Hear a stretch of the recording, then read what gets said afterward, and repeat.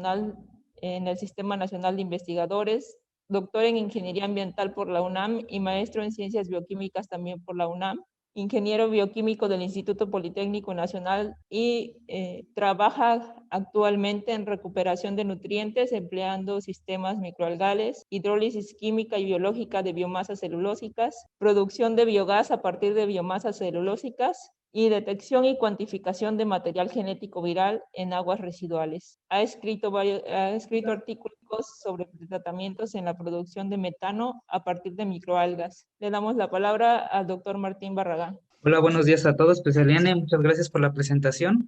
A ver, voy a compartir pantalla y me dicen, bueno, como bien ya comentó Eliane, yo les voy a platicar sobre la producción de hidrógeno y metano a partir de biomasas celulósicas.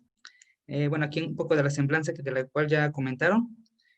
La presentación consta de 7 apartados, desde introducción, objetivos, la estrategia experimental, discusión, conclusiones, agradecimientos y la literatura citada.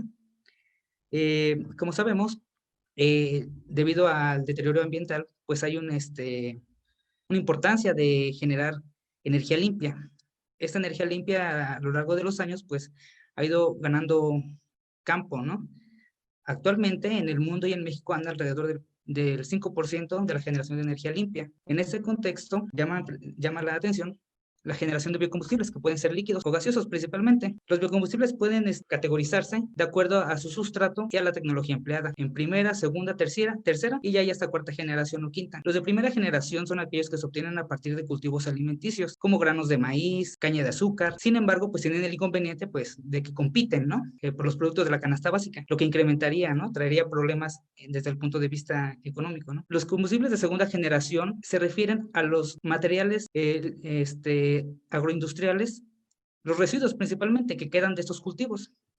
Y precisamente en ese sentido, pues son llamados a veces biocombustibles lignocelulósicos, o bien los de tercera generación, que implican el uso de biomasa microalgal, que al igual que los de segunda generación, son biomasa algal, ya sean macro o microalgas.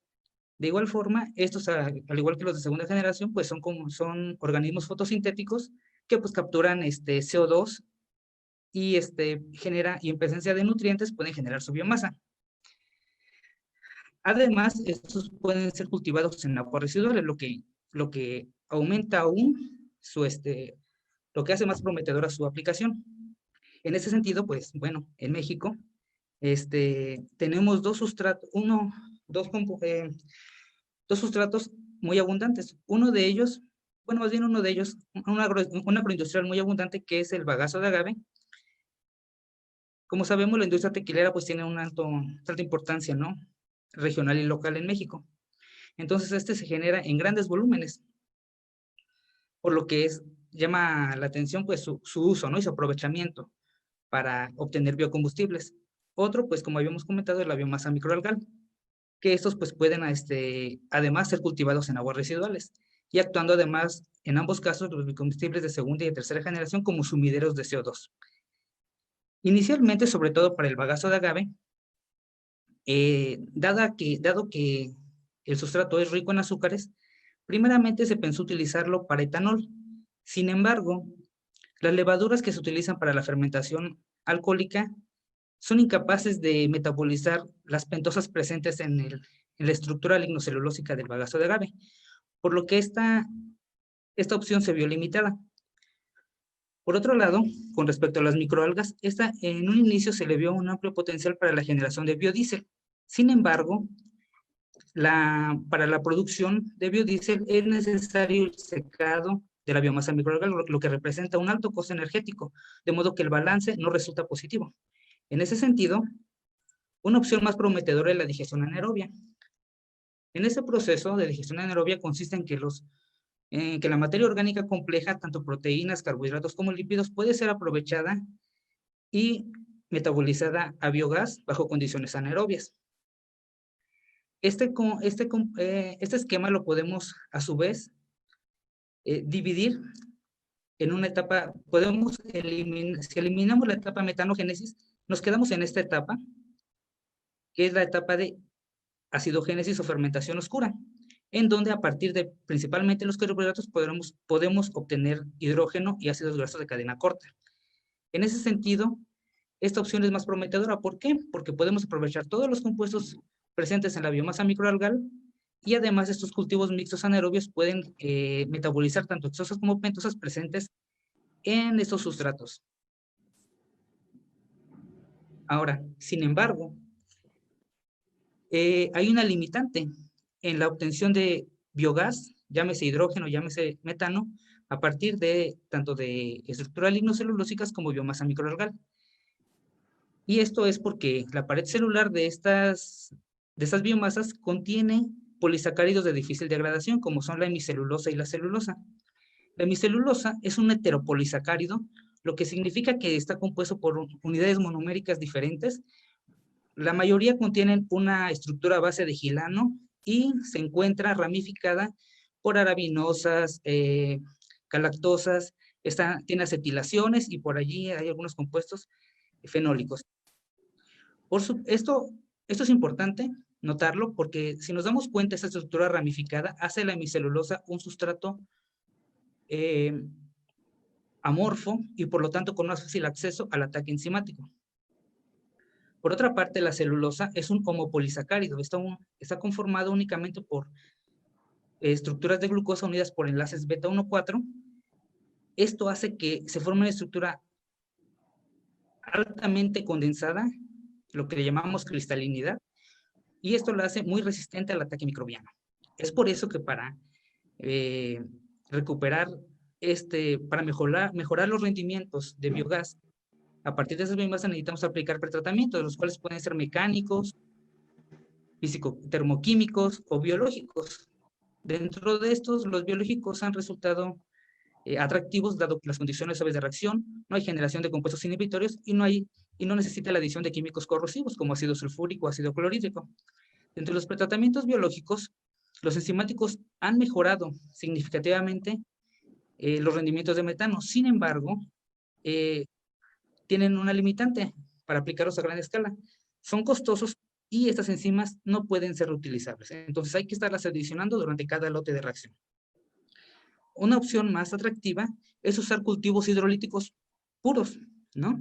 De modo que el cultivo microbiano genere las enzimas, ¿no?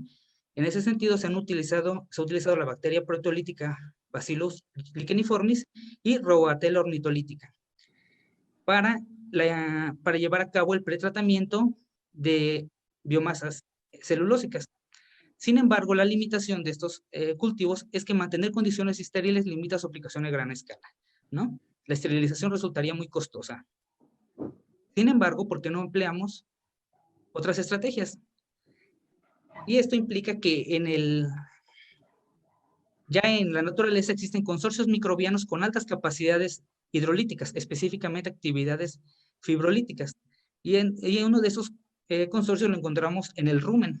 Vaya, aquí en esta imagen podemos ver que el rumen es el primer, la primera cavidad, es el primer estómago de los rumiantes, y está habitado, ahora aquí en esta imagen del medio podemos ver por una densa cantidad de microorganismos, bacterias, protozoarios, hongos y arqueas.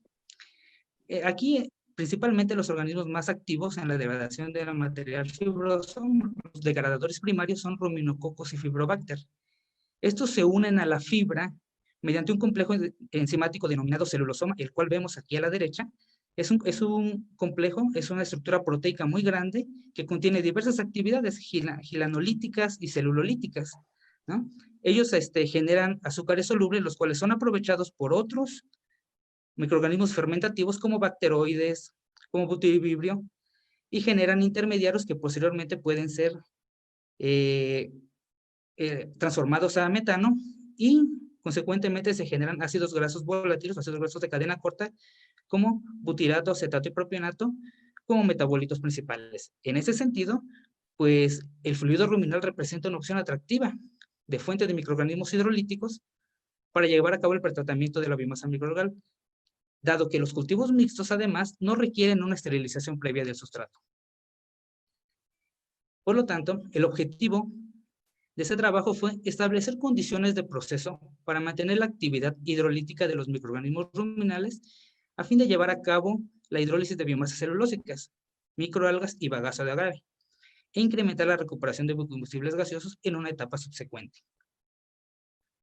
Como estrategia experimental, bueno, aquí en el panel izquierdo podemos ver la biomasa microalgal, la cual fue crecida en paneles de acrílico, con un volumen de trabajo de 13 litros, tenían un fotoperiodo de 12 horas de luz y 12 horas de oscuridad, y se estaban aireando, ahora sí que se aireaba aire y a libre demanda CO2, si es que daba el caso de que se empezaba a alcalinizar el medio, el CO2 empezaba, entonces se alimentaba a libre demanda. Este consorcio de microalgas estaba muy enriquecida, se creció en medio mineral BG11, y estaba muy enriquecida en una microalga llamada Esenedesmus. Esta microalga tiene la característica de poseer una de las paredes celulares más resistentes que se han descrito en la literatura. Esta microalga, además de contener esta pared de celulosa y hemicelulosa, contiene una pared todavía extra que envuelve a toda la microalga, que contiene esporopoleninas. Estas esporopoleninas son compuestos muy recalcitrantes, muy refractarios al ataque químico y enzimático, y son compuestos a base principalmente de cadenas de alcanos, alquenos, hay compuestos aromáticos. De hecho, es una estructura bastante compleja que ha sido y por lo tanto no ha sido bien caracterizada. Por otro lado, tenemos el bagazo de agave, el cual fue donado pues, por una industria tequilera, acá del estado de Jalisco. Y bueno, en realidad el bagazo fue primeramente cortado hasta aproximadamente fibras de entre 2 y 5 milímetros de diámetro, y sirvió como sustrato para llevar a cabo la hidrólisis biológica. Como fuente de bacterias ruminales, se tomó fluido ruminal de vacas o de toros fistulados experimentales. De aquí se tomaron muestras de fluido ruminal. El fluido ruminal se mantuvo a 40 grados hasta el momento de su procesamiento, lo cual fue lo más rápido posible, dado que el fluido ruminal, pues vaya, en esa parte es muy sensible, ¿no? Es muy lábil. Este fluido ruminal fue homogenizado por licuefacción y caracterizado en términos de sólidos totales, sólidos volátiles y la actividad enzimática. Aquí vemos algunas características de estas biomasas que empleamos. La biomasa microalgal tenía un 25% de azúcares, proteína en una proporción semejante, había pocos lípidos y una relación gramo de DQ gramo sólido total de 1.62. Este dato va a ser un poco importante y lo voy a retomar un poco más tarde. Con respecto al bagazo de agave, tenía hasta 56% de celulosa, 11% de hemicelulosa, lignina, 15%, y una relación un poco más baja en cuanto a la relación gramos de DQO por gramo de sólido total de 1.1. El fluido ruminal contenía una actividad gilanasa de 2.17 unidades por mililitro y una actividad endoglucanasa o carboximetilcelulasa de 0.88. Esto, pues bueno, nos da una idea de que el rumen al momento de tomarlo, pues está activo, ¿no? Y es comparable con los datos que se han reportado en la literatura. El primer ensayo consistió en ver cómo se comporta la actividad hidrolítica del fluido ruminal en lote, usando microalgas como sustrato, ¿no? Consistió en monitorearla. El lote consistió en un reactor de 1 litro de volumen de trabajo, y se mantuvo a las condiciones que opera el rumen, que son 39 grados centígrados, pH 7 y un medio mineral, se llama medio McDougall, que emula la saliva del animal, ¿no? Entonces, diariamente se tomaron muestras, se extrajo la fracción soluble, y entonces se midió la actividad carbohidrolasa, ¿no? Que consistía en la actividad gilanasa, carboximetilcelulasa y amilasa. En otro ensayo aparte, se hicieron ensayos en botellas de vidrio, en botellas serológicas, donde vimos si éramos capaces de enriquecer las bacterias hidrolíticas, y para esto se montaron 4 ensayos. El primero consistió bueno, uno de ellos consistió en poner controles positivos. Pusimos gilano y carboximetilcelulosa como sustrato, y otro, perdón, nada más fueron 3, y otro pusimos microalgas. Aquí lo que se hacía es que después de 7 días se monitoreaba la fracción soluble. Después de 7 días veíamos la generación de azúcares, la generación de ácidos grasos volátiles en la fracción soluble, la DQO que se recuperaba. Y al término de 7 días volvíamos a alimentar, retirábamos medio de ahora sí que el hidrolizamiento lo llevábamos a cabo por 7 días. Y así lo hicimos durante 3 ciclos consecutivos. En otro experimento aparte, vimos cuál era el efecto de la relación inicial microalga a fluido ruminal sobre la producción de metano. Esta relación es un parámetro muy importante en la digestión anaerobia, por lo tanto nos era importante encontrar cuál era el óptimo. Probamos 4 relaciones, 0.33, 0.5, 1 y 2, manteniendo constante la concentración de fluido ruminal en 5 gramos de sólido total por litro. Aquí, diariamente igual, se cuantificó la fracción soluble y hasta encontrar, pues, la condición que nos diera la mayor eficiencia de hidrólisis, medida en términos de DQO. Al final de los ensayos, de todas estas muestras, tanto del enriquecimiento como de los ensayos de relación sustrato inicial, se caracterizó la comunidad microbiana. Una vez teniendo este parámetro optimizado, se inoculó un reactor de 1 litro, empleando esa relación, la relación óptima, y se probó una estrategia. La estrategia que se probó fue variar tiempos de retención de hidráulico a modo de obtener un hidrolizado rico en azúcares que nos permitiera recuperar hidrógeno en una segunda fase, y en otro lado, variar el tiempo de retención hidráulico a fin de obtener un hidrolizado rico en ácidos grasos volátiles para producir metano por digestión anaerobia. Al final de los ensayos, se tomaron muestras para caracterizar la microbiota presente la microbiota presente en el reactor. Las condiciones fueron muy semejantes, 39 grados centígrados, se empleó medio McDougall, que es el medio que emula la saliva del animal, de los rumiantes, y se mantuvo un pH de 7. Hubo un volumen de intercambio del 50%, dado que fue un sistema discontinuo secuencial. Entonces, al final de cada ciclo se retiraba 50% del volumen y se agregaba la misma cantidad de medio mineral junto con la microalga. En este caso se alimentó con microalga para reemplazar, ¿no?, el volumen que haya sido retirado. Por otra parte, para ver ahora sí que la capacidad del fluido ruminal para degradar bagazo, para hidrolizar bagazo de agave, se emplearon botellas serológicas de 160 mililitros con 120 mililitros de volumen de trabajo. Se puso fluido ruminal con bagazo de agave en esas relaciones, nuevamente 0.3, 0.5, 1 y 2, empleando a una concentración final de 25 gramos de sólido total por litro, las mismas condiciones que hemos estado empleando en los años anteriores, 39 y 150 revoluciones por minuto, y diariamente se midió la producción de biogás y al final del ensayo de producción de biogás dimos por terminada la fermentación. Entonces se recuperó la fracción soluble, se caracterizó en términos de DQO soluble, AGVs, azúcares solubles y la celulosa, hemicelulosa y lignina residual. También se caracterizó la comunidad microbiana y posteriormente el hidrolizado se llevó a metanización. Con respecto a los resultados, en cuanto al primer ensayo, aquí vemos en esta gráfica de la izquierda que la actividad hidrolítica del fluido ruminal en presencia de microalgas se abate rápidamente durante el primer día, ¿no? Todas las actividades, más bien, la actividad carboximetría celular gilanasa decaen, y esto se debe a la poca disponibilidad que hay de esos compuestos por parte de la microalga, ¿no?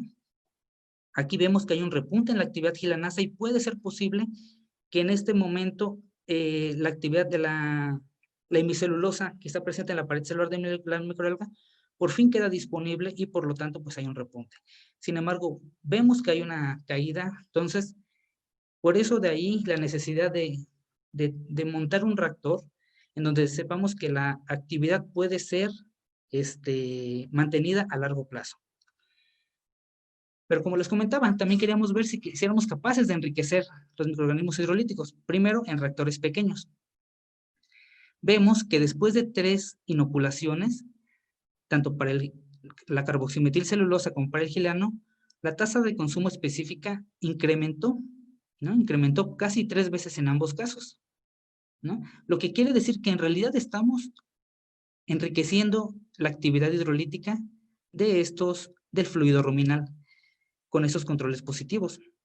Con respecto a la microalga, vemos que aquí vemos en línea azul la primera resiembra, vemos cómo es graficamos la DQO soluble recuperada diariamente. Solamente graficamos hasta los 3 días porque después no hubo cambios significativos, pero vemos que en la tercera reinoculación, bueno, más bien en el tercer ciclo, la DQO soluble es más alta, lo que significa que de una forma indirecta, porque no estamos midiendo actividad hidrolítica, de una forma indirecta, midiendo la DQO soluble, estamos viendo que estamos siendo capaces de enriquecer los microorganismos hidrolíticos ruminales. Este valor, considerando que la relación de DQO a gramo de sólido total de la microalga es de 1.62, eso representa una eficiencia de hidrólisis del 23%. Esto es semejante a lo que se ha reportado en otros autores empleando enzimas comerciales, como enzimas pectinasas o proteasas, que andan alrededor de los 20 a los 25%. Con respecto al ensayo de la relación inicial sustrato-inóculo, vemos que encontramos un máximo en 0.5. En 0.5 encontramos la más alta eficiencia de hidrólisis. Alcanzamos aproximadamente 0.54 gramos de DQO por gramo de sólido total, lo que representa aproximadamente el 30% de la eficiencia de hidrólisis. Esto es todavía un poco más alto de lo que habíamos encontrado en el ensayo anterior de enriquecimiento, considerando que en el ensayo de enriquecimiento no habíamos optimizado la relación S0X0. Una vez que se obtienen esos hidrolizados, esto se obtuvo, cabe mencionar que se obtuvo al tercer día. Al tercer día. Recuperamos este hidrolizado y lo llevamos a digestión anaerobia. Aquí vemos cómo es la producción de metano, en donde con 0.5 encontramos la más alta producción de metano, alcanzándose aproximadamente 192 mililitros de metano por gramo de DQO. Esto es muy importante porque si vemos la digestión anaerobia, prácticamente, la etapa de metanización prácticamente acaba a los 4 días. Este proceso pretratamiento más metanización llevó tan solo 7 días, cuando empleando la biomasa de Cnidesmus en una sola etapa de digestión anaerobia, puede a veces llevarse a cabo en más de 20 días o hasta 30 días. Entonces, fue un tiempo, se ha reducido bastante el tiempo de proceso si desacoplamos el pretratamiento con el proceso de metanización. Entonces, una vez que sabemos que 0.5 es la relación que nos da la mejor eficiencia de hidrólisis y la mejor producción de metano, con esta relación se inoculó el reactor que estuvo operando durante aproximadamente 96 días. Aquí en la primera etapa vemos que la intención era recuperar azúcares. Para esto variamos el tiempo de retención hidráulico entre 2 y 3 días. De resultados que no mostré hasta este momento, sabíamos que la recuperación de azúcares se daba durante los primeros días, entre los días 2 y 3. Por lo tanto, el tiempo de retención hidráulico fue evaluado con esos tiempos de retención. Aquí vemos que con 2 días alcanzamos a solubilizar hasta aproximadamente poco menos de 50 miligramos por gramo de sólido total de alga. Si bien no es mucho, si incrementamos el tiempo de retención hidráulico, la solubilización decae. Esto se debe a que los azúcares son reasimilados por las bacterias fermentativas y llevado a producción de metano. Si vemos en esta parte, esto se ve aquí vemos la actividad hidrolítica para esta etapa, la etapa de solubilización de azúcares. Vemos que la actividad hidrolítica la logramos mantener aproximadamente en todos los casos alrededor de un 20, un 30%. Cuando incrementamos el tiempo de retención hidráulico a 3 días, la actividad sube, y esto se debe a que los azúcares solubles presentes actúan como inhibidores de la misma actividad carbohidrolasa, actuando como una inhibición por producto final. ¿no? Entonces, dado que aquí ya no está el producto final, que son los azúcares, pues la actividad incrementa un poco.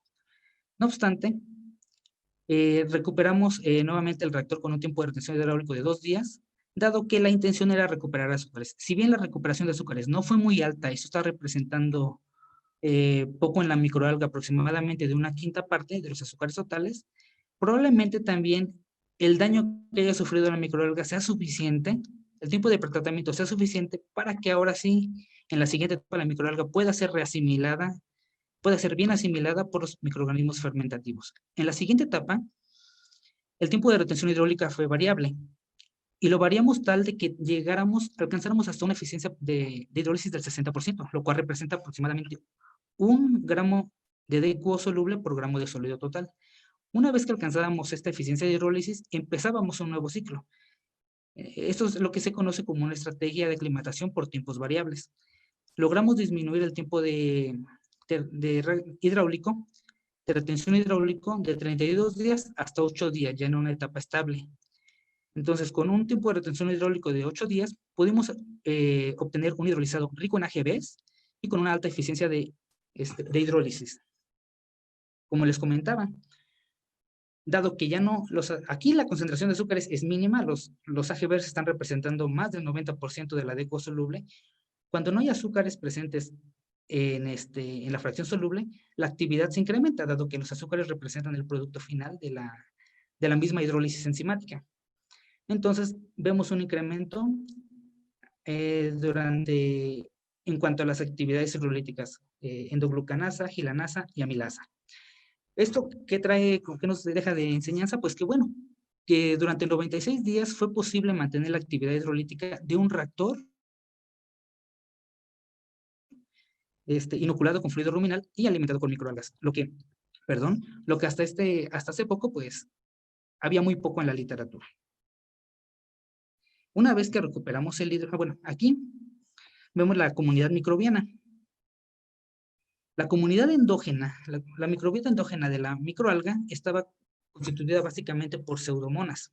Si bien pseudomonas se ha caracterizado por poseer una amplia versatilidad metabólica, capaz de metabolizar compuestos muy recalcitrantes y muy refractarios, es cierto que a pesar de que se ha encontrado en moluscos que degradan en su ambiente natural microalgas, es cierto que no se ha reportado que Pseudomonas tenga actividad celulolítica bajo condiciones anaerobias. Y yo creo que esto es lo que estaba limitando que la autohidrólisis fuera un proceso viable, en este caso, ¿no? Entonces, el alga por sí sola no puede ser autodegradada, no al menos con los tiempos de reacción que nosotros proponemos. Sin embargo, pues bueno, estaba constituida el alga principalmente por pseudomonas. En el inóculo encontramos 2 bacterias predominantes, que son Prevotella, perteneciente al filum Bacteroidetes, y Eubacterium, perteneciente al filo Firmicutes. Estas bacterias se caracterizan por una alta actividad carbohidrolasa, tanto celulolítica como hemicelulolítica. En las condiciones que evaluamos de un tiempo de retención hidráulico de 2 días y 8 días, vemos que prácticamente es una mezcla entre el alga y el inóculo, la comunidad que se obtiene al final de estos ensayos. Cuando la estrategia implica recuperar azúcares, principalmente encontramos bacteroides y Acinetobacter con pseudomonas. Cabe mencionar que Acinetobacter se ha encontrado cuando se han empleado sustratos celulolíticos como carboximetilcelulosa, ¿no? Y bacteroides, pues es principalmente hemicelulolítico. Pseudomonas muy probablemente contribuye a la degradación de la primera capa, que es la que les comento que está constituida de esporopoleninas, que está constituida por alcanos y alquenos y aromáticos. En cuanto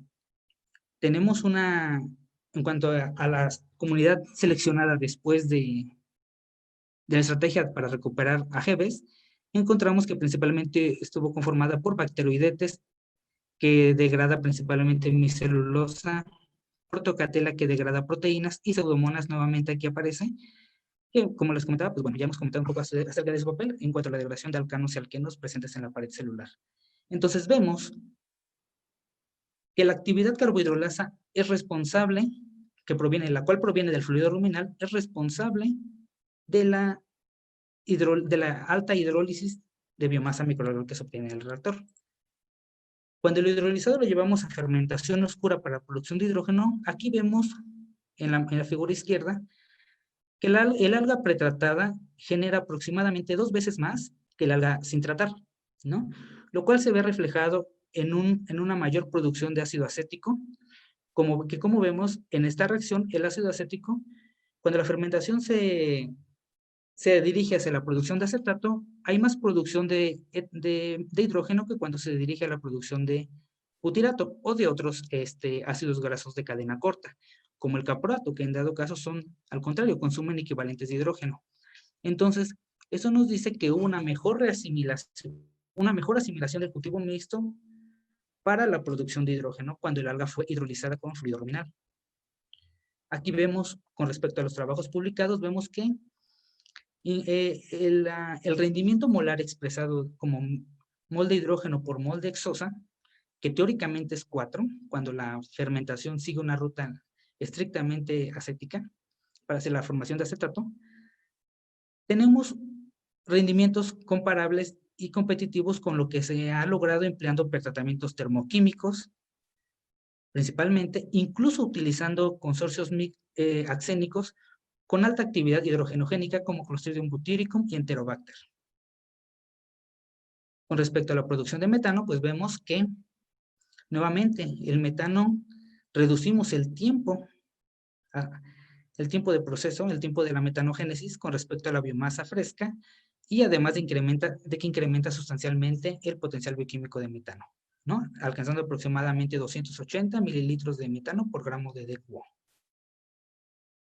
Con respecto a lo que está reportado en la literatura, bueno, vemos que este es uno de los rendimientos más altos encontrados en la literatura, de hasta 285 mililitros de metano por gramo de DQO, con una eficiencia de hidrólisis del 60% y con un tiempo de proceso de 20%, lo cual es incluso un poco más bajo de lo que se han reportado con otros pretratamientos enzimáticos o térmicos, ¿no?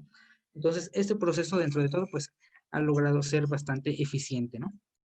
Con respecto al bagazo de agave, cuando se estudiaron las relaciones sustrato-inóculo, vemos que a medida que se incrementaba la concentración de sustrato, que es de bagazo de agave, disminuía la eficiencia de hidrólisis desde aproximadamente un 60% para la relación de 0.3 hasta aproximadamente un 15% para la relación de 2.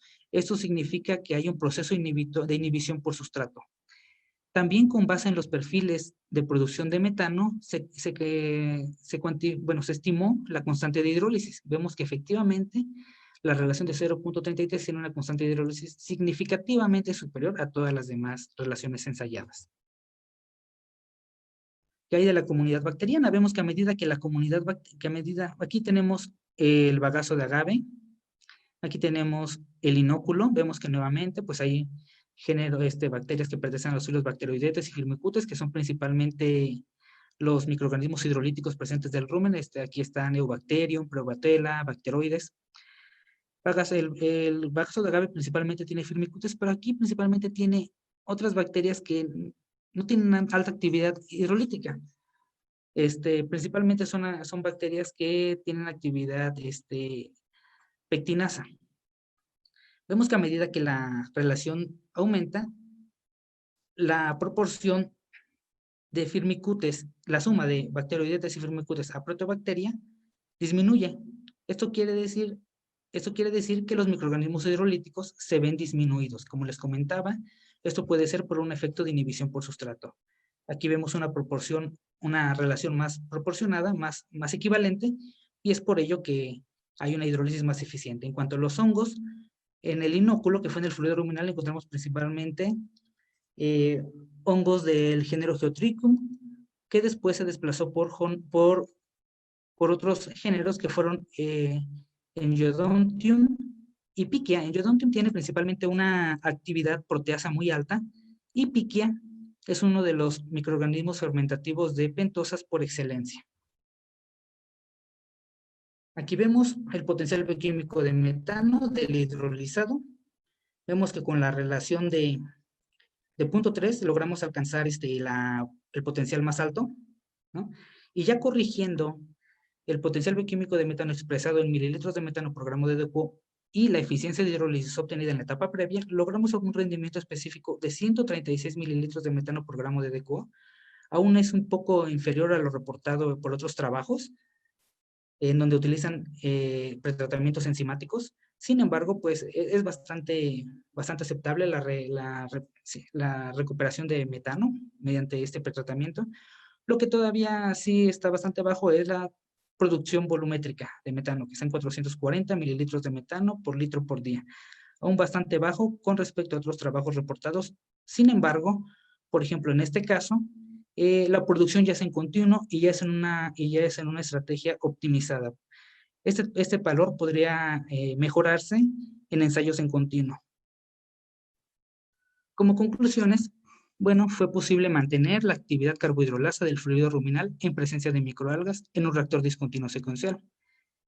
Manipulando el tiempo de retención hidráulico, fue posible obtener un efluente rico en azúcares, empleando un tiempo de retención hidráulico de 2 días, o rico en AGVs, si fuera de 8 días. Las bacterias hidrolíticas algicidas más abundantes fueron Pseudomonas, Acinetobacter, Bacteroides, Parabacteroides, Clostridium y Prevotella. Se logró incrementar la producción de hidrógeno y metano entre 1.67 y 2.87 veces más con respecto a la biomasa fresca. La solubilización de bagazo de agave disminuye a medida que aumenta la relación bagazo de agave-fluido ruminal debido a una posible inhibición por sustrato. Y las productividades de metano con hidrolizados de bagazo de agave son menores a los reportados por otros pretratamientos, lo que sugiere estudios en continuo o semicontinuo para optimizar este parámetro. Agradecimientos principalmente pues al Fondo de Sustentabilidad Energética, a la UNAM, los proyectos de GAPA, al clúster de biocombustibles gaseoso y pues mucha gente que ha estado detrás de la realización de todo este trabajo, como son el doctor Julián Carrillo, Gloria Moreno, Jaime Pérez, y una lista muy larga de estudiantes que pues han trabajado en la realización de este proyecto. Pues por mi parte es todo. No sé si tengan alguna pregunta. Muchas gracias, doctor Martín. Bueno, una pregunta en cuanto al potencial comparado con otro tipo de procesos de producción de biocombustibles, ¿cómo se encuentra el utilizar el fluido ruminal? Mira, el fluido ruminal, por ejemplo, en el caso de las microalgas, con respecto a los, empleando procesos ácidos diluidos, por ejemplo, procesos químicos, pretratamientos químicos, es comparable. Y además tiene la ventaja de que pues no hay generación de compuestos inhibitorios que se generan en esta etapa, ni además el uso de tantos químicos corrosivos. Digamos de alguna forma que es un pretratamiento más verde, por decirlo así. Y en cuanto a los potenciales, están bastante similares, ¿no? Okay. Hablabas de que podían mantener el reactor, que pudieron mantener el reactor por más de 90 días, si no me equivoco. Sí, que fue justamente parte del objetivo. Más o menos, para tener un referente, bueno, porque el fluido ruminal es bastante, como decías, es bastante lábil. ¿Cuánto en la literatura, en qué promedio están los tiempos que se han podido mantener este tipo de cultivos? Mira, por ejemplo, aquí en esa tabla, el primer ensayo que es de Jiménez y colaboradores en el 2017, ellos llevaron a cabo la digestión anaerobia de microalgas, pero en una sola etapa. Ellos usaron el fluido ruminal como inóculo productor de metano.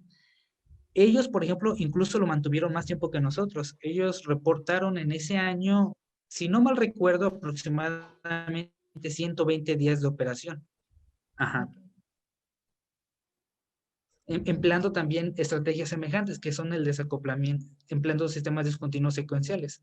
Eso es algo importante, porque un reactor de mezcla completa no es recomendado para este tipo de inóculos, sino sistemas donde pueda haber un desacoplamiento entre los tiempos de retención hidráulica y los tiempos de retención de sólidos. Hay otra pregunta aquí, muy rápido. Dice, mi consulta era qué tipos de residuos agroindustriales serían convenientes para lograr mayor producción de metano con el fluido ruminal.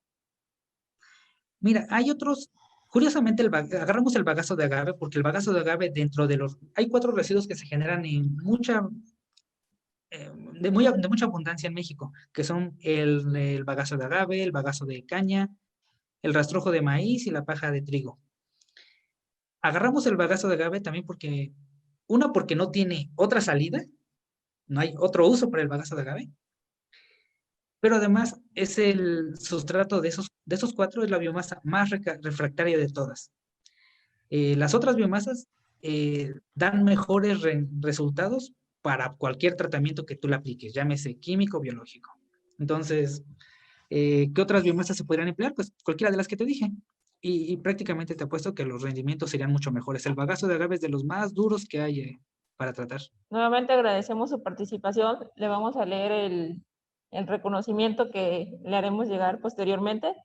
La Universidad de la Costa le extiende un reconocimiento al doctor Martín Barragán Trinidad por su valiosa participación en el tercer Simposio Internacional de Agroindustrias en Latinoamérica, celebrado los días 15 y 16 de octubre de 2020. Muchas gracias, muy interesante su tema. Bueno, si hay más preguntas, se las haríamos llegar posteriormente para su colaboración. No, pues al contrario, muchas gracias por la invitación. Y pues saludos a todos. Gracias, hasta luego. Hasta luego. Hasta.